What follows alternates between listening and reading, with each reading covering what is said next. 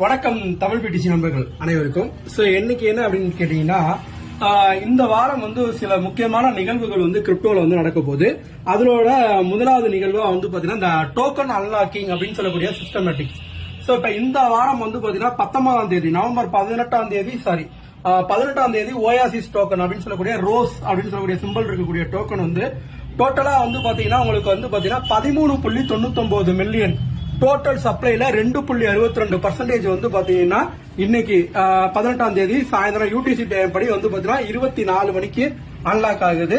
அதே போல ஏடிஏ அப்படின்னு சொல்லக்கூடிய கடோனா டோக்கன் பாத்தீங்கன்னா டோட்டல் சப்ளைல பாத்தீங்கன்னா 0.05%, அதாவது 18.53 மில்லியன் டோக்கன் அப்ராக்சிமேட்லி நவம்பர் 21ஆம் தேதி யூடிசி 8 டைம் படி பாத்தீங்கன்னா 8 மணிக்கு பாத்தீங்கன்னா 13.12 மில்லியன் பாத்தீங்கன்னா டோட்டல் டோக்கன்ஸ் பாத்தீங்கன்னா வேல்யூக்கு அன்லாக் ஆகுது. அதே போல